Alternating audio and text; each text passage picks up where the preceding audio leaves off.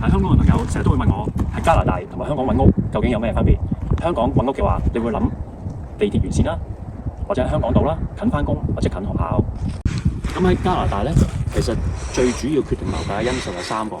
第一就係近 highway， 第二就係近 shopping mall， 第三個覺得最重要嘅咧就係校區。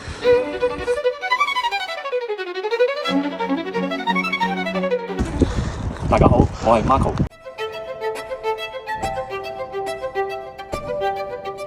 今日介紹一個 townhouse 咧，係喺 Richmond Hill 裏邊嘅 South Ridgewell， 係個傳統嘅豪宅區。喺多倫多比較新落成嘅 townhouse， 通常都有3個特色。第一，落地玻璃對流窗；第二就係高樓底；第三就係呢個 Island Kitchen。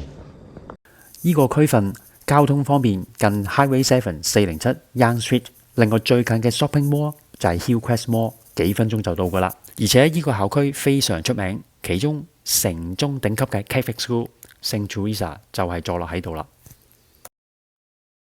我哋所謂嘅單邊嘅 townhouse 啦，你見到佢有2幅窗，咁咧令到成個空間感咧同埋光線都會充足啲。樓梯呢一度咧係值得一讚嘅。通常新式嘅 townhouse 咧樓梯有機會直上直落，呢一個咧就分咗3級。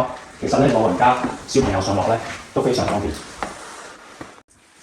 咁進到嚟呢一層咧，其實就係一個3房嘅佈局，一個主人套房、2個睡房同埋1個客廁。樓齡比較新嘅 townhouse 咧，主人房嘅佈局咧，通常都會有一個細嘅 balcony。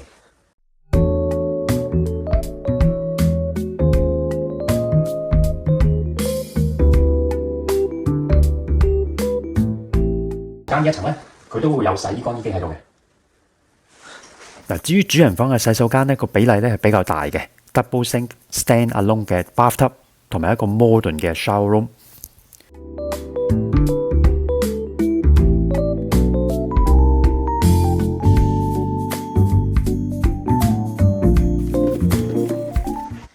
咁有時要留意翻呢，就新式嘅屋咧，佢都會有花園嘅，但係通常咧都係一個小型嘅、比較細嘅花園。咁可能咧佢都會意識到我哋香港人或者一啲比較新一代買樓嘅人咧，都唔係好想鏟草或者鏟雪㗎啦。